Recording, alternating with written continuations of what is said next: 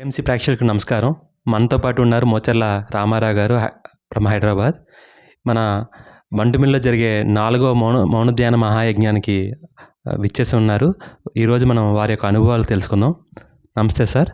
నమస్కారం సార్, మీ యొక్క ధ్యాన అనుభవాలు, మీరు ఏ విధంగా ధ్యానంలోకి వచ్చారు, కొన్ని విషయాలు నేను ఈ బంటుమిల్లి పక్కన ఉన్న అర్తమ్మూరులో మా తండ్రి గారు జన్మ తీసుకున్నారు.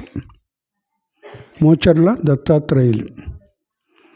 ఆయన గ్రామం కాబట్టి మేము ఇప్పుడు ఎక్కడెక్కడ పుట్టి పెరిగింది లేదు. ఈ గ్రామానికి ఎప్పుడో మాట వచ్చాం. 16 ఏళ్ళప్పుడు వచ్చి ఒక 2-3 నెలలు ఉన్నాను అంతే. నాకు దాని తర్వాత ఎప్పుడు సంబంధమే లేదు. అటువంటిది ఒక 20 ఏళ్ల క్రితం, ఒక 15 ఏళ్ల క్రితం ఈ అర్తమూరుకు వచ్చి ఆ ఊరికి ఏదైనా చెయ్యాలి అని మా అన్నదమ్ములు ముగ్గురం వచ్చాం. వస్తే ఆ స్కూళ్ళన్నీ పాడుపడ్డ స్థితిలో ఉండే. అప్పుడు పాడుపడ్డ స్థితిలో ఉన్న స్కూళ్ళని ఎట్లాగన్నా బాగు చేయాలని ఒక స్కూల్ అయితే 4 క్లాస్ రూమ్స్ వర్షం పడితే చాలు అడుగు నీళ్లు లోపలికి వెళ్ళిపోయేవి. క్లాసులో ఎవరు కూర్చోడానికి వీళ్ళ అవకాశమే లేదు. వాళ్ళందరినీ తీసుకొచ్చి వరండాలో కూర్చోబెట్టేవాళ్ళు పక్క బిల్డింగ్లో. అట్లా నడిచేది ఆ స్కూల్.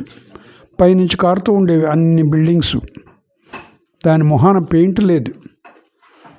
ఆ పిల్లలకి ఎటువంటి సౌకర్యాలు లేవు, బెంచీలు లేవు. 9వ క్లాస్ 10వ క్లాస్ వాళ్ళు కూడా నేల మీద కూర్చోవలసిన పరిస్థితి ఉండేది. ఓఎన్జీసీ వాళ్ళు కొన్ని స్కూల్ ఇచ్చారు చైర్స్. అవి ఇనుముతో చేసిన చైర్స్, బెంచీలు. అది ఒక 20-30 ఇచ్చారు. అవి చాలా అసౌకర్యంగా ఉండేవి. సో మేము ఈ బిల్డింగ్లన్నీ బాగు చేస్తుంటే మేము అసలు ఒక క్లాస్ రూమ్ కట్టిద్దామని వచ్చిన వాళ్ళం. బిల్డింగ్లు బాగు చేయడం మొదలుపెట్టాం. ఎందుకంటే పద్మనాభరావు గారని హెడ్ మాస్టర్ గారు మమ్మల్ని పర్సువేట్ చేశారు. కొత్త క్లాస్ రూమ్లు గవర్నమెంట్ కడుతుంది, మీరు కట్టక్కర్లేదు. పాత వాళ్ళు రిపేర్ చేయరు, మీరు దయచేసి వాటిని రిపేర్ చేయండి అని మమ్మల్ని కోరారు. సరే, ఆయన రిక్వెస్ట్ ప్రకారమే మేము ముందుకెళ్ళాం. తర్వాత బిహెచ్ఎల్లో మా అన్నయ్య కొడుకు పెద్ద ఉద్యోగి. సో అతనితో చెప్పించి వాళ్ళ బిహెచ్ఎల్ వాళ్ళకి ఎలాగో కొన్ని నామ్స్ ఉంటాయి కనుక సోషల్గా స్పెండ్ చేయడానికి వాళ్ళ చేత స్పెండ్ చేయించి కావాల్సినన్ని కుర్చీలు, బెంచీలు ఏర్పాటు చేసాం. ముగ్గురు కూర్చున్నట్టు బెంచీలు, పక్కనే కుర్చీలు కూర్చున్నట్టుగా ఏర్పాటు చేసి ఒక స్కూల్కి కావాల్సిన దానికంటే ఒక 10-15 కుర్చీలు ఎక్కువే ఏర్పాట్లు చేసాం, బెంచీలు. సో ఈ కుర్చీలు, బెంచీలు వాడుకుంటూ మిగిలిన వాళ్ళు స్టోర్ రూమ్లో పెడితే తాళం వేసుకునేవాళ్ళు.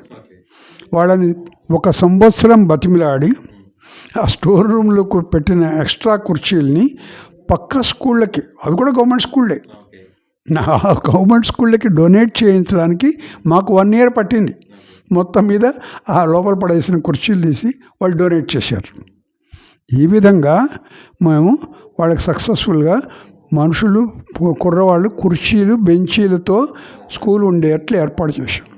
తర్వాత వాళ్ళ సైన్స్ టీచరు, వీళ్ళు ఏదో పని చేయిస్తున్నారు, బాగుంది, మనం కూడా అడుగుదామని ఆవిడ, మాకు ఒక ల్యాబొరేటరీ కావాలి, ల్యాబొరేటరీలో ఉన్న ఎక్విప్మెంట్ అంతా పాడైపోయింది, పిల్లలు ఏమీ నేర్చుకోలేకపోతున్నారు, సైన్స్ ల్యాబ్, కంప్యూటర్ సరిగా పనిచేయట్లేదు అని ఆవిడ ఒక అర్జీ వేశారు. సో మా అన్నయ్యకి ఇంకొక చివరి కొడుకుకి ఓ బామర్దున్నాడు. వాడు చాలా సీనియర్ ఆఫీసర్ టాటాలో, వాళ్ళ బావమరిది. సో అతనితో చెప్పించి ఒక 5 లక్షలు శాంక్షన్ చేయించాం. 5 లక్షలు. ఆ 5 లక్షలు సద్వినియోగం అవ్వాలని నేను 15 రోజులు అర్తమూరులో ఉండి ఈ టీచర్ని తీసుకెళ్ళి ఏమేమి ఎక్విప్మెంట్ కావాలో అన్నీ బెదవాడలు అన్నీ ఇప్పించి, వాళ్ళకి కావాల్సిన కంప్యూటర్లు ఇప్పించి, కంప్యూటర్స్ వెనకాల బ్యాకింగ్ ఇప్పించి, డిజిటల్ బోర్డు ఇప్పించి ఎన్నో ఏర్పాట్లు చేసాం.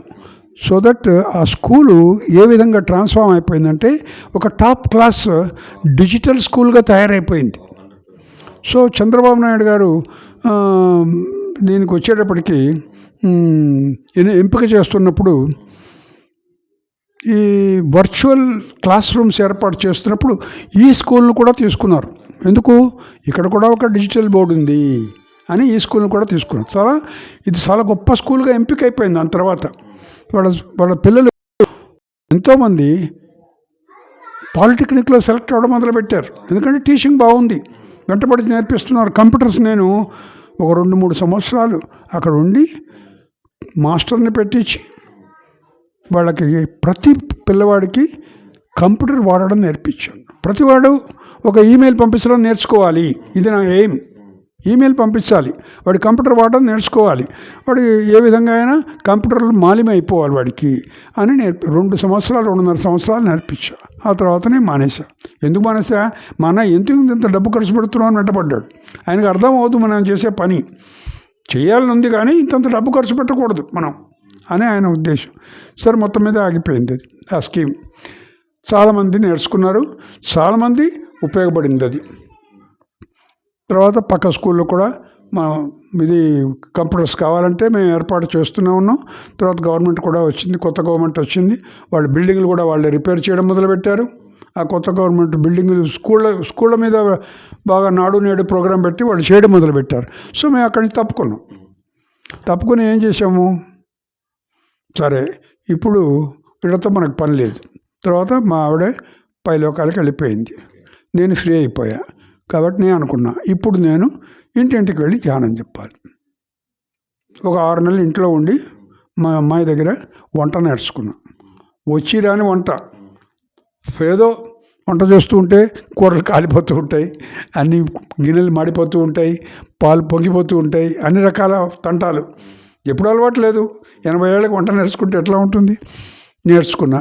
ఆ వంట నేర్చుకున్న దాంతోనే వచ్చి ఇక్కడ ఉండి వంట వండుకుంటూ నేను ఇంటింటికి వెళ్ళి ధ్యానం చెప్పాను. రమాదేవి అని ఒక మేడం ఉండారు అక్కడ, ఆవిడ నాకు ఎంతో హెల్ప్ చేశారు. ఇంటింటికి వచ్చి ఆవిడ ఊరంతా పరిచయం ఆవిడకి.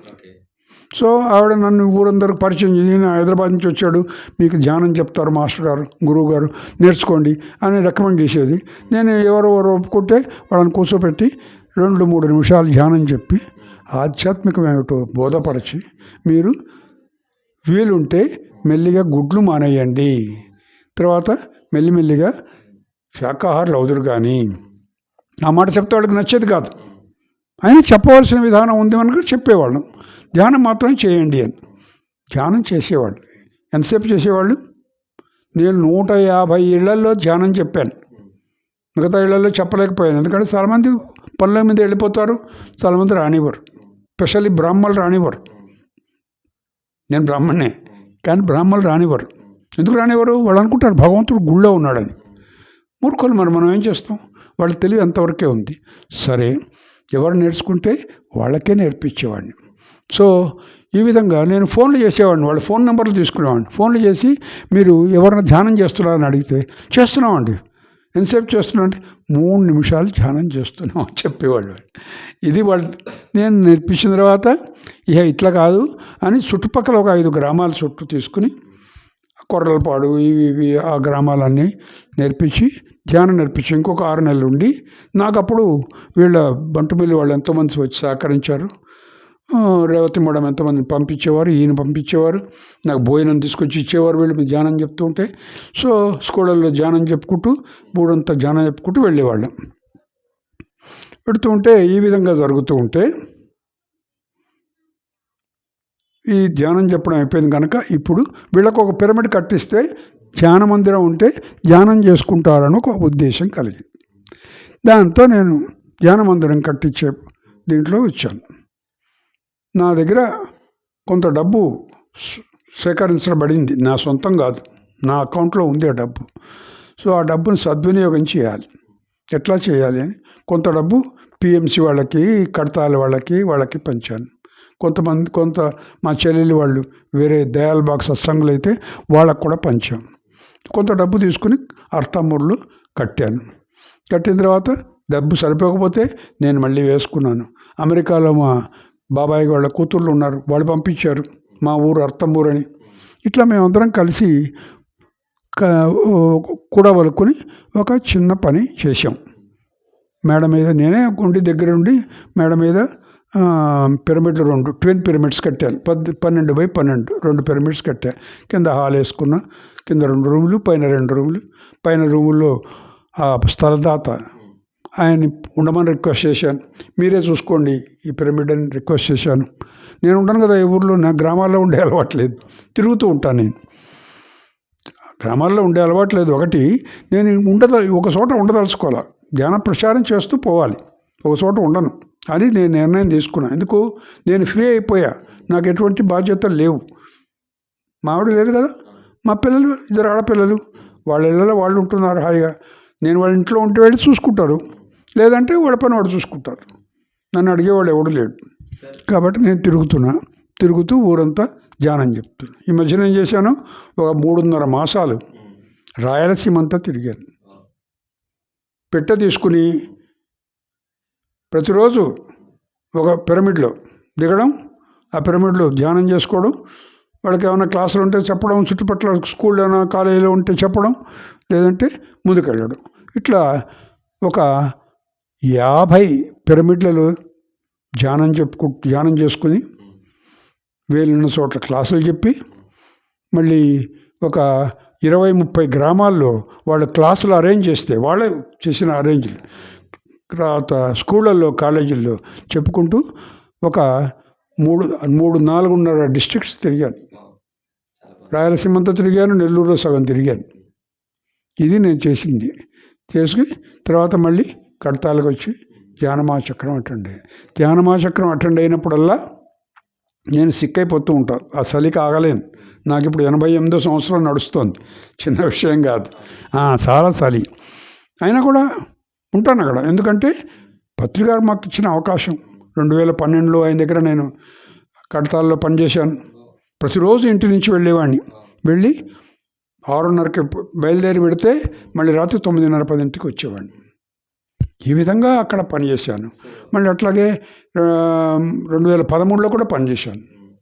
సో పత్రికారు మాకు అక్కడ నేర్పించింది ఏంటంటే, నీకు ధ్యానం కుదరకపోతే ఎక్కువసేపు ధ్యానంలో కూర్చో. ఎక్కువసేపు ధ్యానంలో కూర్చోవడమే ఇంపార్టెంట్.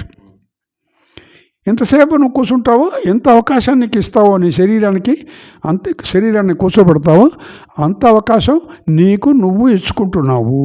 ధ్యానం వాళ్ళకైతే రేపు వస్తుంది తప్పకుండా. నీకు నువ్వు ఇచ్చిన అవకాశమే ధ్యానం. కాబట్టి నువ్వు ప్రయత్నం చెయ్యి. ఈ విధంగా నాకు నేర్పించారు. పత్రిక దగ్గరుండి ఎన్నో మాట చెప్పారు. 2013లో చక్కగా చెప్పారు, కూర్చో అని. అది నా బుర్రలో బాగా కూర్చుంది. నేను అందరికీ, ధ్యానం రాని వాళ్ళందరికీ నేను ఇదే పని చెప్తూ ఉంటా. ప్రతి స్కూల్కి వెళ్ళి చెప్తూ ఉంటా, ప్రతి కాలేజీలో వెళ్ళి చెప్తూ ఉంటా. పాంఫ్లెట్లు బస్సుల్లో తిరుగుతూ పాంఫ్లెట్లు పంచిపెడుతూనే ఉంటా. 15 ఏళ్ల నుంచి ఇదే పని, నాకు ఇంకో పనే లేదు. 2012 నుంచి ఈ ప్రాసెస్ మొదలుపెట్టా. 2003లో వచ్చాను, కానీ 12 నుంచి నేను ప్రాసెస్ మొదలుపెట్టా. 12 నుంచి నేను కడతాలు వెళ్ళడం మొదలుపెట్టా. 12, 13 దాని తర్వాత బస్సుల్లో పాంఫ్లెట్లు ఇవ్వడం మొదలుపెట్టా. కడతాలు వెళ్ళేప్పుడు కూడా బస్సుల్లో పాంఫ్లెట్ ఇచ్చుకుంటూ వెళ్ళేవాడిని. నేను కడతాలు వెళ్ళేప్పుడు దారిలో ఎవరైనా పిల్లలు కనిపిస్తే అక్కడ దిగిపోయి బస్సులో వాళ్ళందరికీ పాంఫ్లెట్లు పంచి ధ్యానం గురించి చెప్పి, మీరు చక్కగా ధ్యానం చేసుకోండి అని చెప్పి వాళ్ళకి నేర్పించి వెంటనే మళ్ళీ ఇంకో నెక్స్ట్ బస్సులో ఎక్కువ వెళ్ళిపోయేవాడిని. అంత ఉత్సాహంగా పనిచేసేవాడిని. అప్పటికి నాకు 75 ఏళ్ళు అయినా నాకు శరీరం ఏమి అలసిపోయేది కాదు. అప్పుడు అలసిపోదు, ఇప్పుడు అలసిపోదు. ధ్యానం చెప్తూ ఉంటే శక్తి నిండుతూనే ఉంటుంది. పరమాత్ముడు మనకి ఎంతో శక్తి అందిస్తూనే ఉంటాడు.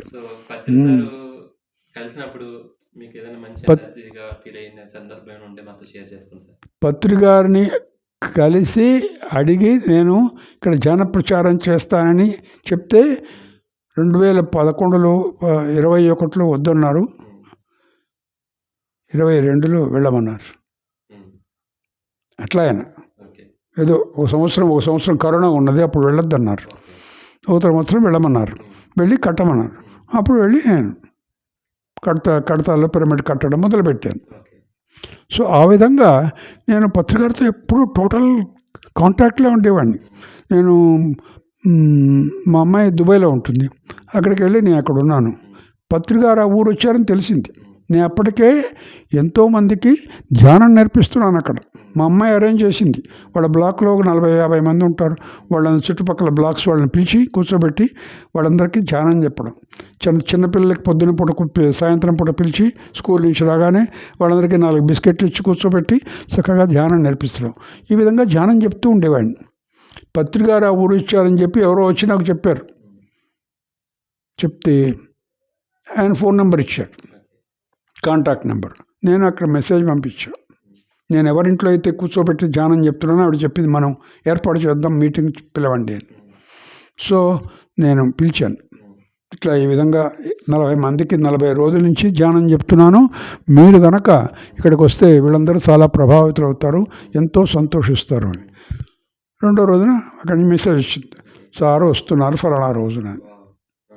ఈ లోపల నేను సార్ని వెళ్ళి కలిశాను. ఆయన ఎక్కడో క్లాస్ చెప్తున్నారు, దుబాయ్లో క్లాస్ చెప్తున్నారు. ఇంగ్లీష్లో చెప్పాలి కదా, అక్కడ ఇంగ్లీష్లో చెప్తున్నారు. నేను అక్కడ కూర్చున్నాను వెనకాతలు వెళ్ళి. చక్కగా చాలా వండర్ఫుల్గా మన ఇవి ఖనిజ సామ్రాజ్యం, వృక్ష సామ్రాజ్యం ఇవన్నీ చెప్తున్నారు.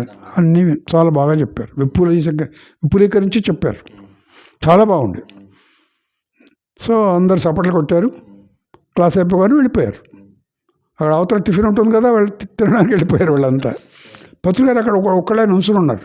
వెనకాతల సీట్లో నేను నుంచుని ఉన్నా, దండం పెట్టి నుంచుని ఉన్నా. పత్రికారు ఉంటే దండం పెట్టి నుంచుని ఉంటాం కదా. సో దండం పెట్టి నుంచుని ఉంటే ఆయన నా దగ్గరకు వచ్చారు. ఎట్లా ఉంది క్లాస్ అని అడిగారు. నేను చెప్పా, కృష్ణ పరమాత్ముడు రథం నడుపుతూ ఉంటే ఎట్లా ఉందని అడిగేదే ఉంది సార్, మీరు క్లాస్ చెప్తూ ఉంటే నల్లేరు మీద బండిలాగా సాగిపోయింది, చాలా వండర్ఫుల్గా ఉంది, క్లియర్గా అర్థమైపోయేట్టుగా చెప్పారు, చాలా బాగుంది sir, thank you very much అని.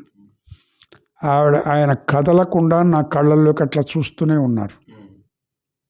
నేను కూడా ఆయన కళ్ళల్లోకి చూస్తున్నాను. ఎందుకు చూస్తున్నాను?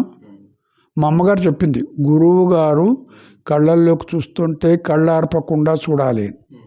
ఆవిడ నేను పుట్టక ముందరి నుంచి ధ్యాని, వేరే దాంట్లో ధ్యానం, కానీ ఆవిడ ధ్యానం చేస్తూ ఉండేది. నాకు ఆవిడ చాలా జ్ఞానవంతురాలు. నాకు ఆవిడ చెప్పింది నా బుర్రలో ఉంది. ఆయన చూస్తుంటే నేను చూస్తూనే ఉన్నా.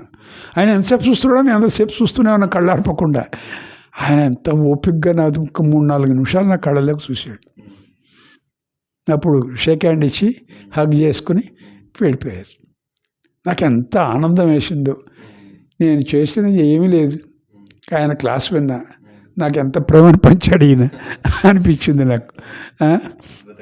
ఇంకో 2 రోజుల తర్వాత అక్కడికి వచ్చారు, చక్కగా క్లాస్ చెప్పారు, మా ఇంట్లో భోజనం చేశారు, వెళ్ళారు. ఎంతో ఆనందించాం అందరు కూడా. సో మాకు అది పండగ. ఆ రోజు పెద్ద ఫోటో ఇప్పటికీ నేను పెట్టుకున్నా. ఆయన క్లాస్ చెప్తుంటే పక్కన నుంచి నేను మాట్లాడడం. సో ఈ విధంగా నేను హైదరాబాదులో మా ఇంట్లో మేము ఫ్లాట్లో ఉంటాం. అక్కడ ఖాళీ ప్రదేశం, మా ఇంట్లో జాగా ఉంది ధ్యానం చెప్పడానికి. మా ఆవిడ ఒప్పుకోద్దు, ఆవిడ పూజ పునస్కారాలు చేస్తుంది. ఆవిడ ఎందుకు బాధ పెట్టడం? నేను మేడం మీద ఒక ఇల్లు ఖాళీ అయితే ఆ ఇల్లు తీసుకున్నాను, ఒక ఫ్లాట్, 2 బెడ్రూమ్ ఫ్లాట్. అది తీసుకుని దానికి అద్దెచ్చి దాంట్లో ధ్యానం చెప్పడం మొదలెట్టాను. అక్కడ 2-3 ధ్యానులు ఉండేవాళ్ళు మా చుట్టుపక్కల. ఓ ఫ్రెండ్ ఉండేవాడు, ఆయన ధ్యానం పెద్దగా ధ్యానం చేసేవాడు కానీ చెప్పడు. సో ఆయన ఏం చేసేవాడు, ఆయన పిఆర్ఓ, ఆయన అందరికి చెప్తూ ఉండేవాడు, రామారావు గారు ధ్యానం చెప్తున్నాడు, అక్కడ ధ్యాన క్లాస్ పెట్టాడు, మీరు వెళ్ళండి ధ్యానం చేయండి అని రోజు పంపిస్తూ ఉండేవాడు. రోజు 7-8 మంది 10 మంది వస్తూ ఉండేవాడు, కొత్త వాళ్ళు. ఆయన ప్రచారం చేసేవాడు. సో ఈ విధంగా నా దగ్గరికి వస్తూ ఉండేవాడు. కొంతమంది రెగ్యులర్గా వచ్చేవాళ్ళు, నాకు తెలిసిన వాళ్ళు 1-2 రెగ్యులర్గా వచ్చేవాళ్ళు, ఆయన పంపించిన వాళ్ళు 2-3 రెగ్యులర్గా వచ్చేవాళ్ళు. ఈ విధంగా వచ్చిన వాళ్ళలో ఒకళ్ళు కంటిన్యూస్గా వచ్చారు. 3 నెలలు నేను క్లాస్ పెట్టా. తర్వాత ఆయన ఇల్లు అమ్మేశాను, మీరు ఖాళీ చేసిపోండి అన్నాడు. అదేవిధంగా ఆయన చెప్పలేదంటే, ఛాన్స్ వచ్చింది, మంచి రేట్ వచ్చింది, అమ్మేశాను, మీరు ఖాళీ చేయండి అన్నాడు. సో అన్నదంతా చెప్పి ఖాళీ చేసేసాం. ఖాళీ చేసి చెప్పాను, మీరు ఇళ్ళలో చేసుకోండి. ఒక ఆయన ఇంటికి పెడితే ఆయన ఏం చేస్తూ ఉండేవాడు తెలిసిన, ఇంట్లో కూర్చుని ఉండేవాడు, కానీ ఇట్లా ఒక దుప్పటి కప్పుకునేవాడు, ముసుగు, తల కాళ్ళు అంతా కూడా, కుర్చీలో కూర్చుని ఉండేవాడు, ధ్యానం చేస్తూ ఉండేవాడు. ఎప్పుడు వెళ్ళినా ఇదే ఉండేది వాడికి. నేనంత ఆశ్చర్యపోయా. నేను ఎప్పుడు ఇంత ధ్యానం చేయలే. ఓ 2 గంటలు ధ్యానం చేస్తే గొప్ప, 7 దాకా రాత్రి పగళ్ళు ధ్యానం చేస్తున్నాడు.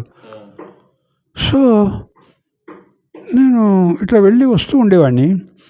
ఒక రోజున ఓ 3 నెలలు ఇట్లా చూస్తూ ఉండేవాడిని ఆయన చేయడం. ఒక రోజున మా ఇంటికి వచ్చాడు ఆయన.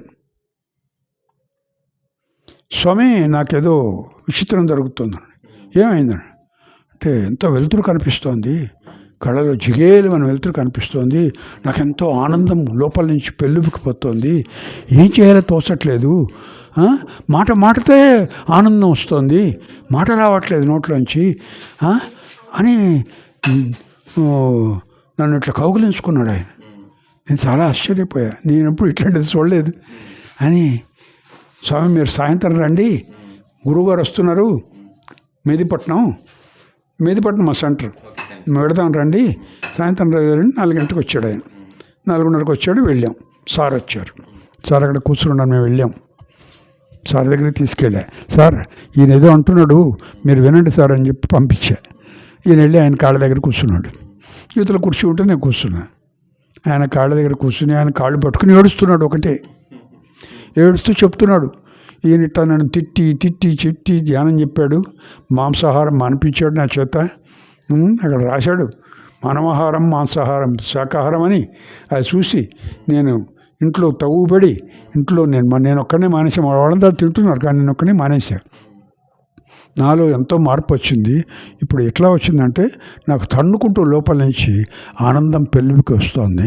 నా కళ్ళల్లో ఇట్లా ఇదంతా వస్తుంది, వెలుతురు నిండిపోతుంది, ఎంతో హాయిగా ఉంది, ఎంతో సంతోషంగా ఉంది, అందరికీ ధ్యానం చెప్పాలి, అందరిలోనూ నన్ను చూసుకోగలుగుతున్నాను అని చెప్తున్నాడు ఆయన. విన్నాడు. 15-20 నిమిషాలు చెప్పాడు ఆయన. విన్నాడు. సార్, నీకు జన్మరాహిత్యం చేసుకున్నావు నాయన, పో, అయిపోయింది, ఫస్ట్ క్లాస్ అని చెప్పేశాడు. తర్వాత పక్కన మీటింగ్ అయింది. ఆ మీటింగ్కు 100 మంది వచ్చారు. ఆ 100 మందిలో ఈయన తీసుకెళ్ళి అక్కడ పక్కన కూర్చోబెట్టుకుని ఇంకేది మళ్ళీ ఈయన అనుభవాలని చెప్పించి అందరి చేతి చప్పట్లు కూడా ఇచ్చాడు. సార్ కిందకి వచ్చాడు. నేను ఇక్కడ నిలబడితే నా దగ్గరకు వచ్చి షేక్ హ్యాండ్ ఇచ్చాడు. నా కళ్ళు నవ్వుతున్న కళ్ళల్లోకి చూశాడు. అదే నాకు రివార్డు. వెళ్ళిపోయాడు. తెలిసిందా? అట్లా ఆ విధంగా నాకు బ్రహ్మాండమైన అనుభవం. ఇంతకంటే గొప్ప అనుభవం ఎవరికి జరుగుతుంది? మొన్న ఒక రోజు నేను నా కారు అమ్మేశా. కారు అమ్మితే ఆ కార్డు పోగొట్టుకున్నా. యాజ్ యూజువల్, మనకు వయసులో మీరిపోయింది కదా. సో పోగొట్టుకుంటే ఆ కారు డూప్లికేట్ చేద్దామని ఒక బ్రోకర్ షాప్లో కూర్చున్నాడు. వాడు రాస్తున్నాడు, కాగితాలు అవి రాస్తున్నాడు, తయారు చేస్తున్నాడు, అప్లికేషన్ తయారు చేస్తున్నాడు. లోపల ఒక ఫోన్ వచ్చింది. ఒక పెయింటర్ నాకు ఫోన్ చేశాడు. నా దగ్గర అతను పనిచేస్తుంటే, మా బిల్డింగ్ ఫ్లాట్స్ ఉన్నాయి, 170 ఫ్లాట్స్. దానికి బయట వైపు ఆయన పెయింటింగ్ వేశాడు. పెయింటింగ్ వేస్తే ఇతను కాంట్రాక్ట్, వాడు తాగుబోతు వెధవ, వాడు మాంసాహారి. వాడు పెయింట్ వేస్తున్నాడు. నేను అటు పెడుతూ రోజున వాడిని పిలిచి ధ్యానం చెప్తాను, కూర్చోబెట్టి ధ్యానం చెప్పి. మీరే కాదు, నాకు ఫస్ట్ ధ్యానం చెప్పింది మా మామయ్య చెప్పాడు నాకు ధ్యానం, నేను చేయట్లేదు అన్నాడు. మరి ఇప్పుడన్నా చేయడం మొదలుపెట్టి మళ్ళీ 2వ అవకాశం కదా అన్నాను. ఇప్పుడు చేయడం మొదలుపెట్టాడు. వారం రోజుల తర్వాత నాకు కనిపిస్తే నేను మా ఇంటికి కూడా లోపల కూడా పెయింట్ వేసుకునేవాడి చేత. వాడు నన్ను ఏం చేశాడు, ఈ మాట ఆ మాట చెప్పి మోసం చేసి 20,000 తీసుకెళ్ళాడు. మళ్ళీ ఇచ్చేస్తానని మాయమైపోయాడు, పోయాడు. వాడు నాకు కింద సంవత్సరం కడతాల్లో కనిపించాడు. వాడెవడో నేను గుర్తుపట్టిన, మామూలు వాళ్ళనే గుర్తుపట్టను, వాడిని ఎక్కడ గుర్తుపడతానని. వాడు వచ్చి, స్వామి నేను ఎవరో గుర్తుపట్టారా అన్నాడు. తెలియదు పొమ్మన్నా. నేను మీ ఇంట్లో పెయింట్ వేశాను అన్నాడు. ఓహో, మీ ఇంట్లో పెయింట్ వేశానని చెప్పలా, మిమ్మల్ని 20,000 మోసం చేశా అన్నాడు అని చెప్తున్నాడు. వాడు అదొక సర్టిఫికేట్ వాడు ఇచ్చుకుంటున్నాడు. అంటే ఓహో నువ్వు ఆ పెయింటర్వా అన్నా. అవును స్వామి అన్నాడు. సరే సంతోషం, ధ్యానం చేస్తున్నావా అని అడిగా. చేస్తున్నాను స్వామి, అందుకనే కడతాలు వచ్చాను అన్నాడు వాడు. సంతోషం, కానియమన్నా. మీకు నా మీద కోపం లేదా, మిమ్మల్ని మోసం చేశాను కదా అన్నాడు. సరే నీ కర్మ ప్రకారం నువ్వు చేస్తావు, నా కర్మ ప్రకారం నేను చేయాలి కదా, నీ మీద కోపం పెట్టుకుంటే నాకే నష్టం, నేను ఎందుకు కోపం పెట్టుకుంటా, నీ పని నువ్వు చేసుకో, నా పని అదే అన్న. సరే వాడు 15 రోజులు నాతో కలిసి ఉన్నాడు, వెళ్ళిపోయాడు. నేను ఈ షాపులో కూర్చుని చేసుకుంటూ ఉంటే ఫోన్ చేశాడు. ఫోన్ చేసి ఏం చెప్తున్నాడు, స్వామి నాకు మిరిమెట్లు గొలిపే వెలుతురు కనిపిస్తోంది, లోపల నుంచి విపరీతమైన ఆనందం పెళ్ళువికి వస్తుంది, ఇది ఏమిటి జరుగుతోంది స్వామి అని అడుగుతున్నాడు. వాడు పూర్తిగా మాంసాహారం మానేశాడు. వాళ్ళ ఇంట్లో వాళ్ళందరినీ మానిపించాడు. వాడు చెప్తున్నాడు, వాళ్ళ తమ్ముడు ఒకడు మానేయలేదట, వాడికి మాత్రం వీడు వండి పెట్టేవాట మాంసం. బుద్ధి లేని వాడు తింటే తినండి, నువ్వు ఎందుకు వండి పెడుతున్నావు, నువ్వు మానేసావు కదా, ఆ పాపం ఎందుకు చేస్తున్నావు అన్న. సరే వాడు చెప్తున్నాడు, నాకు ఇంత వెలుతురు కనిపిస్తోంది, ఏమిటి అన్నావు. నాకు తెలిసినంత వరకు నువ్వు చక్కని ఆత్మానుభవం పొందేవనైనా, నువ్వు ఆ మాంసం దగ్గరికి పోకు, చక్కగా ధ్యానం చేసుకో, ధ్యాన ప్రచారం చెయ్యి. వాడు ఎక్కడో నరసాపురంలో ఉంటాడు అని చెప్పారు. నాకు ఇట్లా అనుభవాలు ఎదురవుతాయి, బ్రహ్మాండమైన అనుభవం, చిన్న విషయాలు కావు ఇవి. నాకు ఎంతో మనశ్శాంతి ఉంటుంది, ఎంత మనశ్శాంతి ఉంటుందో చెప్పలేము. నేను ఎవరికన్నా ధ్యానం చెప్పేటప్పుడు నా లోపల ఎంత ఆనందం పెళ్ళుబుకుపోతూ ఉంటుందో చెప్పలేను. నేను ప్రతిరోజు ఎక్కడికైనా వెళ్ళాలంటే మా అమ్మాయి వాళ్ళు చాలా లోపలికి ఉంటారు, వాళ్ళు పెద్ద ఫ్లాట్లో, అపర్ణ వాళ్ళ ఫ్లాట్లో ఉంటారు. అక్కడికి ఏ ఆటోలు అక్కడి నుంచి వెళ్ళాలంటే 50 రూపాయలు ఇచ్చి మెయిన్ రోడ్డుకి వెళ్ళాలి. అక్కడి నుంచి నువ్వు ఎక్కడికైనా పోవచ్చు. నేనేం చేసేవాడిని, ఈ ర్యాపిడో వాళ్ళని, ఓలా వాళ్ళని మోటార్ సైకిల్ పిలుచుకునేవాడిని. అక్కడి నుంచి మోటార్ సైకిల్ మీద ఎక్కి నేను ఎక్కడికి కావాలంటే ఇక్కడ డైరెక్ట్గా వెళ్ళిపోయేవాడిని. మోటార్ సైకిల్ వాడు రాగానే వాడి పేరు అడిగేవాడిని, వాడు చదువు అడిగేవాడిని, వాడి ఫ్యామిలీ గురించి అడిగేవాడిని. ఎవరన్నా మాట్లాడతాడో ఇట్లా, నేను మాత్రం అట్లాగే మాట్లాడతాను. అడిగి వాళ్ళ విషయాలు తెలుసుకుని ధ్యానం ఎట్లా చేయాలో చెప్పి, నువ్వు ధ్యానం చేసి నువ్వు బాగుపడు. ఇప్పుడు మోటార్ సైకిలే కాదు, రేపు ట్యాక్సీ కూడా నడుపుకుంటావు, ఇల్లు కట్టుకుంటావు, నువ్వు గొప్పవాడు అయ్యే అవకాశం ఉంది, నీలోనే అన్ని శక్తులు ఉన్నాయి. ఇది వాడి చెవు నా నోటి దగ్గర ఉంటుంది, వాడు ముందర కూర్చొని ఉంటాడుగా, నా నోటి దగ్గర ఉంటుంది. వాడికి ధ్యానం గురించి బోధించి దిగేటప్పుడు పాంఫ్లెట్ ఓ పుస్తకం ఇచ్చి పొడనాయన అని చెప్పి, ఎప్పుడు ఉంటాయి, నా బ్యాగ్ ఉంటుంది, ఎప్పుడు బ్యాగ్ ఉంటుంది. ఇప్పుడు బ్యాగ్ అక్కడ తగిలించి వచ్చాను, తెలిసిందా, ఎప్పుడు బ్యాగ్ ఉంటుంది. బస్సుల్లో కూడా నేను బస్సు పాసు తీసుకుని తిరుగుతూ ఉంటా. వచ్చిపోయే వాళ్ళకి ఏ బస్సులు, ఈ బస్సులో కూర్చున్న వాళ్ళందరికీ పాంఫ్లెట్లు ఇచ్చేసాను, ఎవడు ధ్యానం చెప్పని వల్ల దిగిపోతా, నెక్స్ట్ బస్సు ఎక్కుతా. బస్ పాస్ తీసుకుంటే పాంప్లెట్ పంచడానికి మీరు, నాకెందుకు బస్ పాస్ లేకపోతే. ఎంత వండర్ఫుల్ ఇది. ఈ విధంగా నన్ను సరి బస్ పాస్ తీసుకోవడం ఎప్పుడు అలవాటు చేసుకున్నా, కడతాలు వెళ్ళినప్పటి నుంచి అక్కడ బస్ పాస్ తీసుకుపోయేవాడిని. సో నాకు ఏ బస్ అన్నా ఎక్కేవాడిని, దిగేవాడిని. ఎంతమందికన్నా ధ్యానం చెప్పేవాడిని. స్కూళ్ళలో ధ్యానం చెప్పడం అలవాటు అయింది. కాలేజీల్లో ఇప్పుడు ఈ ఊరికి వస్తే ఈయన అడిగి ఇక్కడ ఎన్నో కాలేజీల్లో స్కూళ్ళలో ధ్యానం చెప్పాను నేను. అది నాకు అదొక వెన్నతో పెట్టిన విద్య. ఎందుకు వదులుకోవాలి, మనం చెప్పాలి. వాళ్ళలో 100, 200 మంది, 300 మంది కూర్చుంటారు. ఎవడన్నా ఒకళ్ళిద్దరు బాగుపడినా నాకు సంతోషమే. శాకాహారం గురించి చెప్తాం, గుడ్లు తినకండి నాయనా అని చెప్తాం. హెడ్ మాస్టర్లకు కోపం వస్తుంది, వాళ్ళలో ఎంతోమంది నాన్ వెజిటేరియన్స్ ఉంటారు. మీరు అట్లా ఎందుకు చెప్తున్నారు, గుడ్లు మంచిదిగా ఆరోగ్యం కదా అంటారు వాళ్ళు. అయినా చెప్తాను, మానవాహారం కాదు, ఇంకొక జీవి పొట్టని కొట్టి మనం వాటి యొక్క పిల్లల్ని తీసుకోకూడదు అని చెప్తాను. వాళ్ళకి ఇష్టం ఉన్నా లేకపోయినా నేను చెప్తాను. చెప్పి నేను వీలుంటే ఒక ఆర్ఫనేజ్కి ఏం చేస్తాం, ఒక ఆర్ఫనేజ్కి నేను డబ్బులు ఇస్తూ ఉండేవాడిని. కొంతకాలం పోయిన తర్వాత నేనేం చెప్పాను వాళ్ళకి, నేను మీకు కూరగాయలు ఇస్తాను, మీరు గుడ్లు తినకుండా ఉండాలి. మీరు గుడ్లు పెట్టద్దు, వాళ్ళకి మాంసాహారం పెట్టద్దు. మాంసాహారం పెట్టగానే గుడ్లు పెడతారు వాళ్ళు. సో నేను చెప్పాను, చేస్తున్నాను. వాళ్ళు గుడ్లు చూసేవాళ్ళ దగ్గర నేను మీకు ఇంకా కూరగాయలు ఇవ్వని చెప్పి మానేశాను. వాళ్ళు అపోదెబ్బో మొత్తుకోవడం మొదలెట్టారు. ఒక నెల, 2 నెలలు, 3 నెలలు ఇవ్వాల నేను. తర్వాత మళ్ళీ మొత్తుకుంటే నేను చెప్పాను, మీరు కనుక గుడ్లు వాళ్ళకి ఇప్పిస్తే నేను మీకు కొనవండి గుడ్లు. ఎవరో ఇస్తే మీరు చెప్పండి, గుడ్లు ఇవ్వను మేము పెట్టం పిల్లలకి అని. అక్కడ బోర్డు పెట్టండి అన్న. బోర్డు పెట్టారు వాళ్ళు. వాళ్ళు మానేశారు. మా అమ్మాయికి చెప్పా, నువ్వు ఇవ్వు అమ్మా అని. ఆమె ఇవ్వడం మొదలుపెట్టింది 3 ఏళ్ల క్రితం నుంచి. నేను ఇచ్చాను 2 ఏళ్ళు, మా అమ్మాయికి చెప్పా. ఆవిడ ఇస్తాను, చాలా కాస్ట్లీ అయిపోయినాయి, వారం 2,000 రూపాయలు పెట్టాలి అని వాళ్ళ ఫ్రెండ్స్తో చెప్పింది. చాలా కాస్ట్లీ అయిందని. వాళ్ళిద్దరు ముగ్గురు కలిసి, నలుగురు కలిసి ఓ 2 వారాలు వాళ్ళు చేస్తున్నారు, 2 వారాలు తను చేస్తుంది. అంటే వాళ్ళు స్ఫూర్తిదాయకంగా ఈ పని మనం చెప్తే చేసే లెవెల్కి ఎదిగారు మా పిల్లలు. ఎంతో సంతోషం. వాళ్ళు చెప్తే వేరే వాళ్ళు కూడా చేస్తున్నారంటే అది కూడా ఇంకెంత. మా చిన్నమ్మాయి కూడా వాళ్ళ కంప్యూటర్లు తీసుకొచ్చి ఇస్తుంది, మన ట్యాబులు తీసుకొచ్చి ఇస్తుంది. మా ఇంట్లో ట్యాబులు ఉంటే నేను కంప్యూటర్లు, ట్యాబులు అన్నీ ఇచ్చేస్తూ ఉంటాను. పిల్లలకు ఉపయోగపడాలి, వాళ్ళకు మన ఇంట్లో పెట్టుకుని ఏం చేసుకుంటాం, పిల్లలకు ఉపయోగపడాలి. ఈ విధంగా పాతవన్నీ వాళ్ళకి పంపించేస్తూ ఉంటాం. మన మొబైల్స్ కానీ ఏదన్నా పిల్లలకి ఇస్తాం. ఎందుకు మొబైల్స్ వాళ్ళకి ఇవ్వాలి? నేర్చుకోవాలి, వాళ్ళు చిన్నప్పుడే నేర్చుకోవాలి.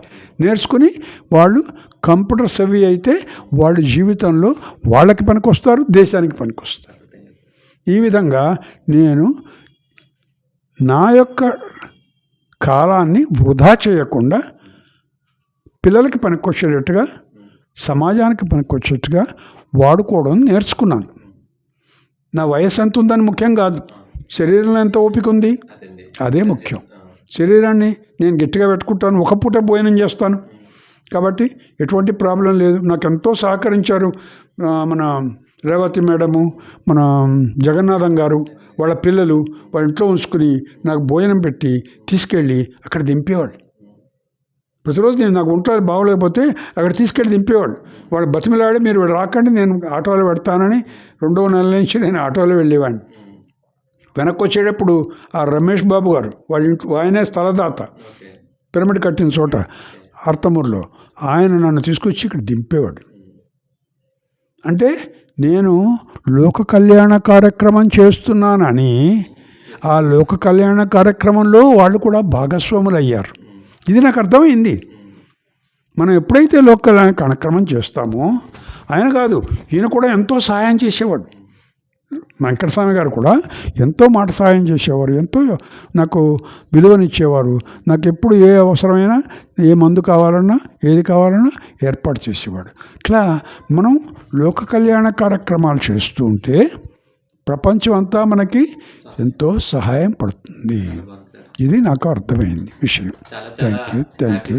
మీ యొక్క అనుభవాలు మాతో షేర్ చేసినందుకు మా ప్రేక్షకుల తరపున, మా ఏఎంసీ ఛానల్ తరపున మీకు ధన్యవాదాలు తెలుపుకుంటున్నాం sir. Thank you sir. Thank you very much.